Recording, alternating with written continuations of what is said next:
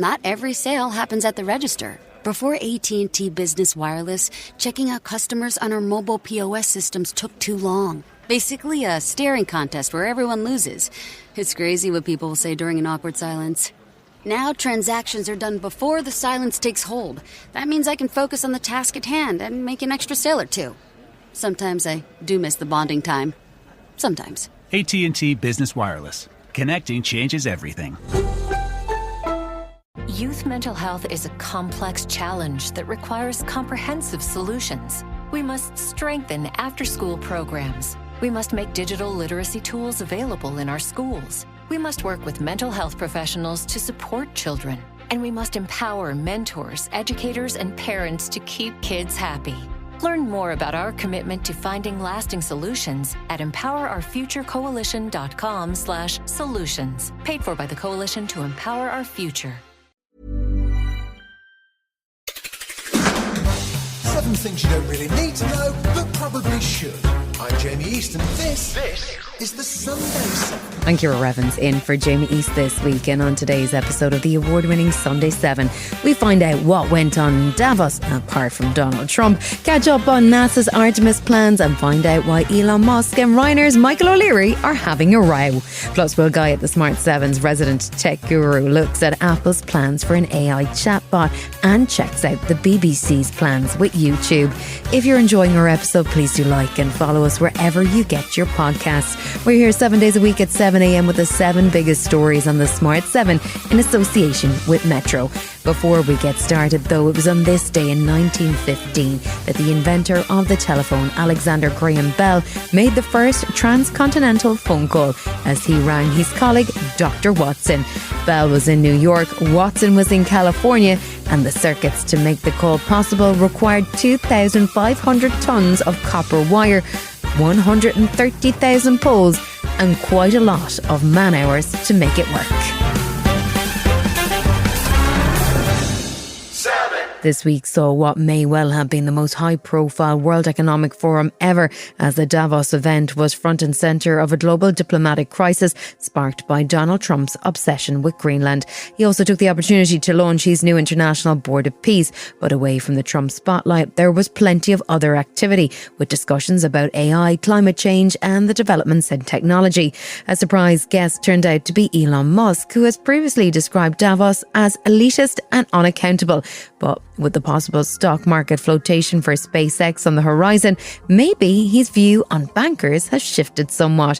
He was asked about green energy and the impact that Donald Trump's hatred of solar and wind power is having on the US energy market, and what his plan is to get around it. Well, unfortunately, in the US, the tariff barriers for solar are extremely high, and that makes the economics of deploying solar artificially high because China makes almost all the solar. One of the things we'll be doing with SpaceX within a few years is launching solar-powered AI satellites, because space is really the source of immense power, and then you don't need to take up any room on Earth. There's so much room in space, and you can scale to ultimately hundreds of terawatts a year. There were a healthy sprinkling of tech bros and tech CEOs appearing across the week, with IBM's Vice Chairman Gary Cohn sitting down with Sky News' economic editor Faisal Islam to discuss AI and the next steps for the technology. AI is going to be part of everyone's enterprise. I mean, you're not going to think of, oh, let's use AI for this, let's use AI for that.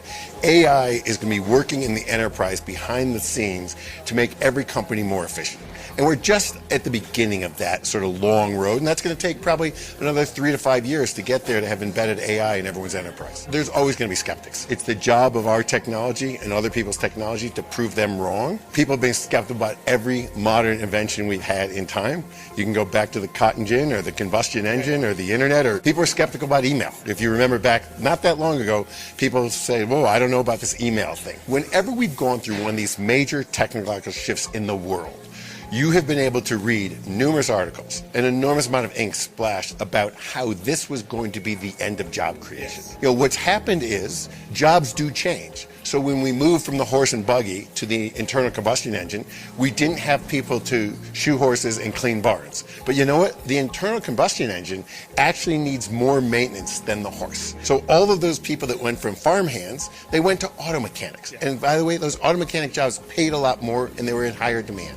So what is going to happen here, I believe, in the evolution here, is AI is going to make everyone more productive. The question of AI and the power-hungry data centres needed to make it work was a recurring topic, and it's clear that even if the US is leaning back towards fossil fuels, there's a serious movement towards renewable energy to power the next generation of technology.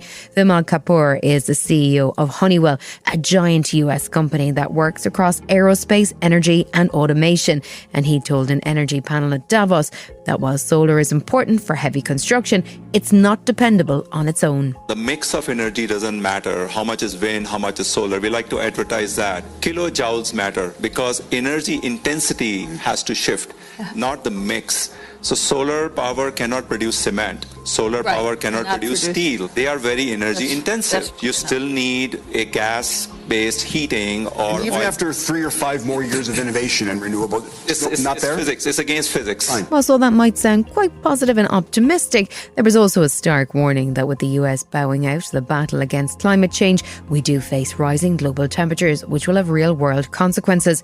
Former US Vice President and climate campaigner Al Gore told Bloomberg that as temperatures rise, we'll see a huge rise in the areas of the planet that are uninhabitable. He thinks that could lead to 1 billion people becoming climate migrants. We are now trapping as much heat with this pollution every day as would be released by 750,000 Hiroshima-class atomic bombs exploding every 24 hours. That's insane for us to allow that to continue.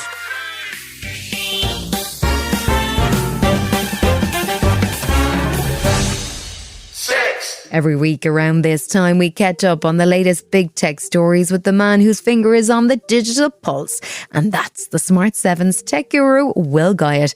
Will, we've seen a lot of tech talk at Davos, along with more than the usual amount of Trump drama. But away from the Swiss slopes, Apple seemed to be in the middle of quite a revolution. We saw them move to align with Google Gemini for AI, but there's more news on their AI plans, isn't there? It's clear that Apple has not spent billions on developing their AI services in the same way OpenAI, Google, Microsoft and even X have. But that doesn't mean they don't have plans, especially since from cancelling various elements of his own Apple Intelligence project after incorrectly summarised news, your emails and various other stuff. This was a really embarrassing moment for the company and they'll definitely want to come back. Now Bloomberg, who are typically on the money when it comes to Apple news and rumours, have suggested that next year's iPhone operating system will have a brand new version of Siri working across all of its apps. Are we talking about a whole new type of chatbot?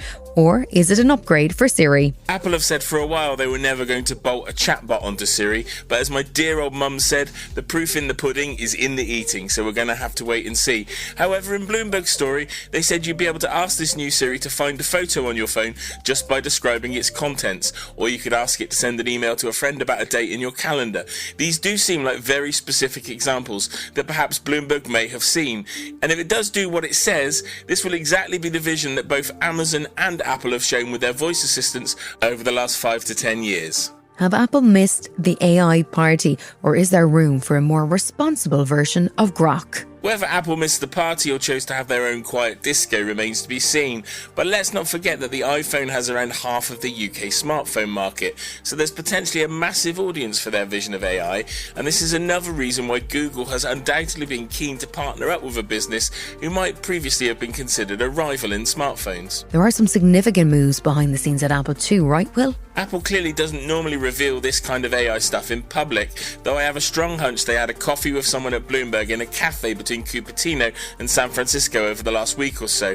And also this week, we've heard from a tech blog called The Information that Apple is creating an AI pin, a small device with multiple cameras, microphones and wireless charging. They suggest it's going to be about the size of an Apple AirTag and will sync up with a new version of Siri. So this does point to an increased focus on artificial intelligence, even if it isn't Apple's. And this seems to be backed up by news that the company has just hired a former Microsoft and Google boss as its new AI mastermind. And Apple aren't the only ones doing some new tech partnering. What are the BBC up to? The BBC is going to make exclusive content for YouTube for the first time ever, and this news just comes a couple of weeks behind the fact that YouTube had overtaken TV in the UK in the last couple of months, with 52 million people viewing content on YouTube every month now, and around 50.9 million of us tuning into the BBC. BBC. Previously, the BBC had posted clips and trailers to the platform, but is now going to make entertainment, news and sport content, which will be accompanied by advertising outside of the UK. This seems like a sensible approach to getting more reliable content onto YouTube. It does make a lot of sense. There's a huge audience on YouTube that aren't engaging with BBC content, so why not see if you can bring some of those folk back to your channels, as the BBC and YouTube really do exist in different ponds. Now, despite this being an incredibly wise move, it hasn't stopped some of the more conspiracy-focused UK politicians adding two and two and getting tinfoil, suggesting this partnership will enable the BBC to force all of us into paying a new TV licence fee for YouTube. I can say with absolute guaranteed certainty this will never, ever, ever, ever, ever happen. We heard from Elon Musk at Davos earlier, and it turns out that the world's richest man might get quite a bit richer this year. What's going on with SpaceX? There's loads going on at SpaceX, from rescue missions for astronauts in space to humans returning to the moon. There's so much going on, and that means there's a massive interest in the company, and it's really delivering on the hype. And it looks as though SpaceX will become a publicly traded company on the stock market later this year, with what financial experts are calling a mega IPO on the way, and this would make Musk a shed-load of money. And that session at Davos was absolutely bonkers, because he's always been rubbish at predictions, but he said with a straight face that one day more robots will attend Davos than humans. I wonder what he was doing on that long flight from the US to Europe. Are we looking at the world's first trillionaire? I believe we are, but it's also definitely true that the world's first trillionaire could also be the world's biggest arse. Both can be simultaneously true. Still to come on the Sunday 7, in association with Metro, we get an update from NASA on Artemis, and we discover if a river can become a person.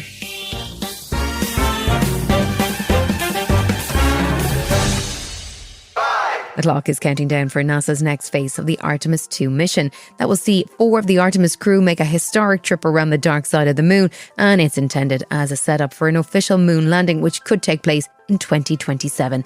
The Orion spacecraft is already on the launch pad, and NASA expects to do what's called a wet dress rehearsal next week before a scheduled launch date of February 6th. NASA Administrator Isaacman may be new to his role, but he's full of enthusiasm, and he described what the Artemis 2 mission entails. What we're going to do is we are going to accelerate that spacecraft and the 4 NASA astronauts on board with 8.8 million pounds of thrust to nearly Earth escape velocity, so that's just under about 25,000 miles per hour. We are going to send them past the moon, so they're going to go farther into space we've ever sent humans before. We're going to use that as an opportunity to put the spaceship through all of its paces to really test it out in preparation for future missions where there'll be a landing. And then we're going to bring them back around on a free return trajectory. So when we send that vehicle out there, it kind of boomerangs back around the moon and back to Earth. As NASA prepares for new adventures, last week saw a space first, as a medical situation meant that a NASA crew on the International Space Station had to return to Earth early. We still don't know what exactly the issue was, and NASA was avoiding calling it a medical emergency when all 4 astronauts of SpaceX's Crew 11 mission held a press conference this week.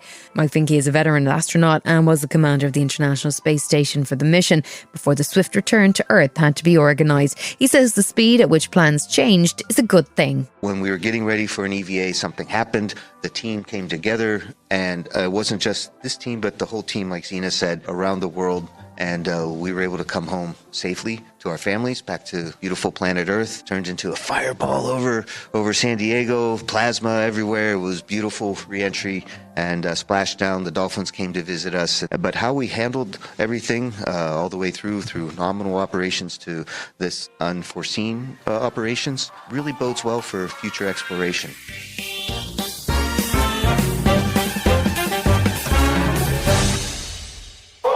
Water pollution is a hot topic in the UK, with the government publishing a new white paper this week aimed at cutting down on pollution and water wastage and tightening up control on water companies. They're also due to introduce a new water regulator, and with only 14% of England's rivers and lakes meeting good ecological standards, there's plenty of work to be done. Maybe the government should take some inspiration from Arizona, where the local Native American tribes have come up with a unique way to ramp up protection for the Colorado River.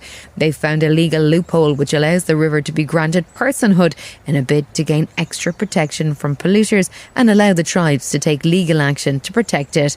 Amelia Flores is chairwoman of the Colorado River Indian Tribes. It established that this river is a living river. It is living. It gives life. not only to the people who live along its banks, but again to the animals, to the trees, to the air it gives life to the air that we breathe. We look at the river in the Western way as something that we can generate revenue from, but we miss the mark of who it is as a spiritual being, a living being, as a provider for the people, the protection of the river. And the bottom line is that's what we all want to do, is we want to protect, but we also have to recognize what this river can do, and if it's over allocated, what it's not going to be able to do. Still to come on the Sunday 7 in association with Metro, we meet a hungry spaceship and find out what has made Ryanair's Michael O'Leary furious this week. Right after this. We spend a third of our lives in bed, so why settle for ordinary sheets? Miracle-Made sheets use NASA-inspired, silver-infused fabric to keep you cool, clean, and comfortable all night long. The silver naturally fights bacteria, so your sheets stay fresher up to 3 times longer. That means fewer washes, clearer skin, and better sleep. They're soft, breathable, and built to last. An affordable luxury that actually delivers. It's not magic. It's science. Inspired by innovation, designed for everyday life. Because sometimes the simplest upgrades make the biggest difference.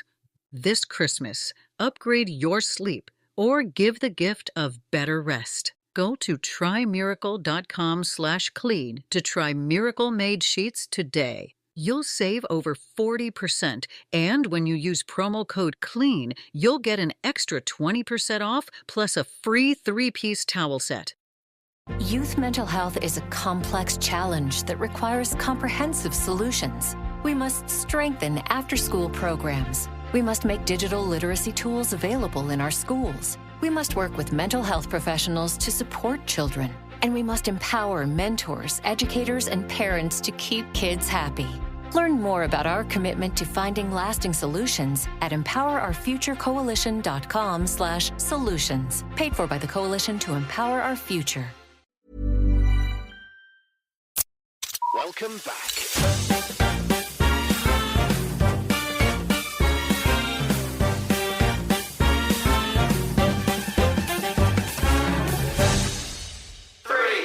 We've heard about NASA's current project, which will see astronauts travel further into space than ever before. But realistically, we're still a long way from a manned mission reaching Mars or even leaving our solar system.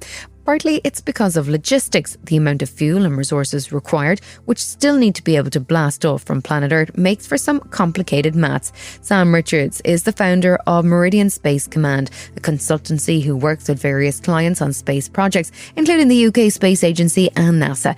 He's been thinking about ways to get spacecraft further, and one of his ideas is a spaceship that more or less eats itself. It's probably bad news if you're hoping to return to Earth, but it could allow longer distance exploration with more equipment on board, or for the delivery of payloads to the moon, for example.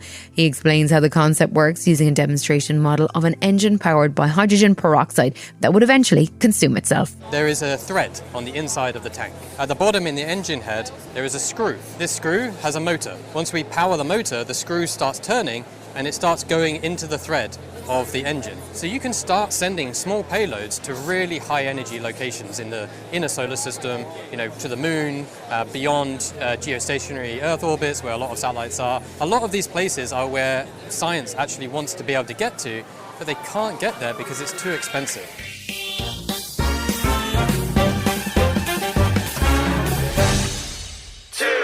Elon Musk is never shy about having a row with somebody. He uses his platform on X to pick fights and occasionally asks his followers key questions, like, for example, should I buy Twitter? We all know how that one turned out, but this week saw a somewhat unusual spat between Musk and the CEO of budget airline Ryanair.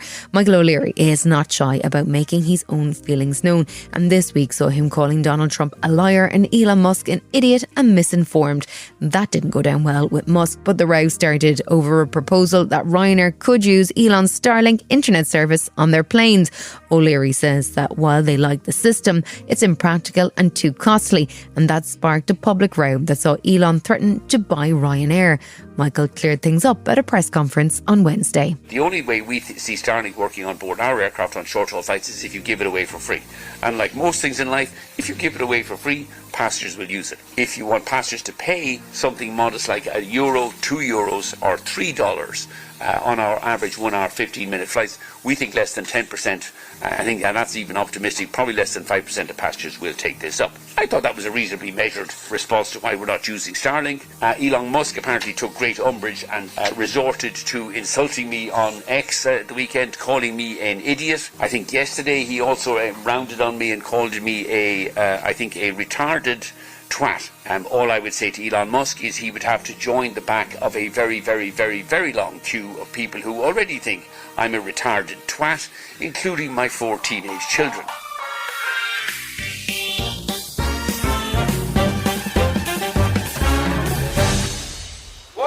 A new study from the University of Oxford has uncovered a new impact from climate change and global warming.